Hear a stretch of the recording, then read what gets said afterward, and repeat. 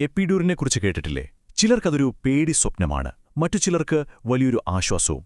അപ്പോ എന്താണിതിലെ യാഥാർത്ഥ്യം? ഈ കെട്ടുകഥകൾക്കെല്ലാം പിന്നിലെ ശാസ്ത്രീയ വശമെന്താണെന്ന് നമുക്കിന്ന് വിശദമായിട്ടൊന്ന് നോക്കാം. അപ്പോ പ്രസവവേദന സഹിക്കുന്നത് ധൈര്യത്തിന്റെ ഒരു അളവുകോലായി കാണേണ്ടതുണ്ടോ? ഒട്ടുമില്ല. അതൊരു തിരഞ്ഞെടുപ്പാണ്.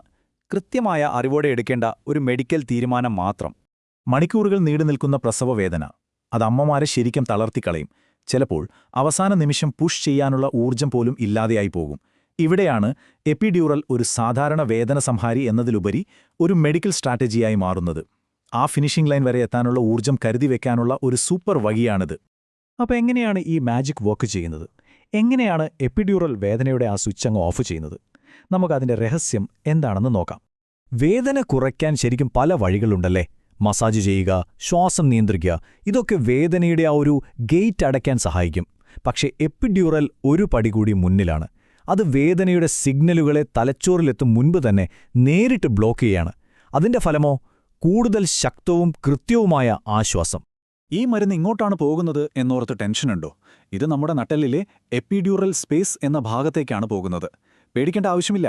ഇത് സ്പൈനൽ കോഡിന് പുറത്തുള്ള സ്പൈനൽ ഫ്ലൂയിഡ് ഇല്ലാത്ത ഒരിടമാണ്. അതുകൊണ്ട് തന്നെ മരുന്ന് നൽകാൻ ഇത് വളരെ സുരക്ഷിതമാണ്. ഇതിനെക്കുറിച്ച് മനസ്സിലാക്കാൻ ഒരു എളുപ്പവഴിയുണ്ട്. ഒരു താൽക്കാലിക വൈഫൈ ജാമർ പോലെയാണിത്.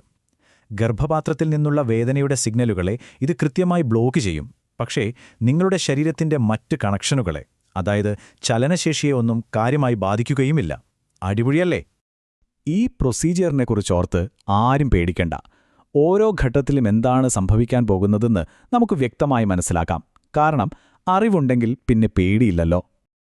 ഇതിന് പ്രധാനമായും 3 സ്റ്റെപ്പുകളാണുള്ളത്. ആദ്യം ബ്ലഡ് പ്രഷർ സ്റ്റേബിളായി നിർത്താൻ ഒരു IV ഫ്ലൂയിഡ് തരും. പിന്നെ അനസ്തെറ്റിസ്റ്റിന് എളുപ്പത്തിൽ ആ സ്പേസ് കണ്ടെത്താനായി ഒരു ചെമ്മീൻ പോലെ വളഞ്ഞ് C ഷേപ്പിലിരിക്കാൻ പറയും. അതിനുശേഷം ആ ഭാഗം ഒരു ചെറിയ ഇഞ്ചക്ഷൻ വെച്ച് മരവിപ്പിക്കും. എന്നിട്ടൊരു സൂചി ഉപയോഗിച്ച് എപ്പിഡ്യൂറൽ സ്പേസ് കണ്ടെത്തി വളരെ നേർത്തതും മൃദുവുമായ ഒരു ട്യൂബ് അഥവാ കത്തീറ്റർ അകത്തേക്ക് കടത്തും. സൂചി അപ്പോൾ തന്നെ പൂർണ്ണമായും പുറത്തെടുക്കും. ആ മൃദുവായ ട്യൂബ് മാത്രമാണ് പിന്നീട് അവിടെ ഉണ്ടാവുക. ഇവിടെയാണ് ഏറ്റവും പ്രധാനപ്പെട്ട ഒരു കാര്യം നമ്മൾ മനസ്സിലാക്കേണ്ടത്. ഇതിന്റെ ലക്ഷ്യം വേദന കുറയ്ക്കുക എന്നതാണ്, ആ ഭാഗം പൂർണ്ണമായും മരവിപ്പിക്കുക എന്നതല്ല. അതായത് വേദനയില്ലാതാക്കുക, ചലനശേഷി ഇല്ലാതാക്കുകയല്ല.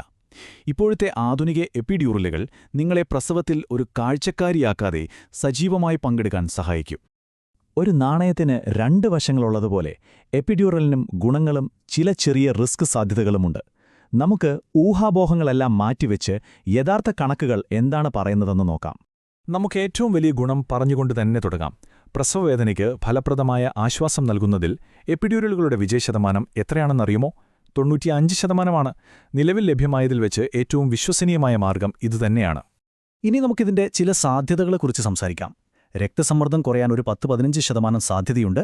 പക്ഷെ അത് ഓരോ 5 മിനിറ്റിലും നിരീക്ഷിച്ച് വളരെ എളുപ്പത്തിൽ പരിഹരിക്കാവുന്ന ഒന്നാണ്. തലവേദന പോലുള്ള പ്രശ്നങ്ങൾ വളരെ അപൂർവമാണ്, 1% താഴെ മാത്രം.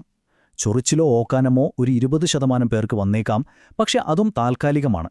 ഏറ്റവും പ്രധാനപ്പെട്ട കാര്യം, എപ്പിഡ്യൂറൽ സിസേറിയനുള്ള സാധ്യത കൂട്ടുന്നില്ല എന്ന് പഠനങ്ങൾ വളരെ വ്യക്തമായി പറയുന്നുണ്ട്.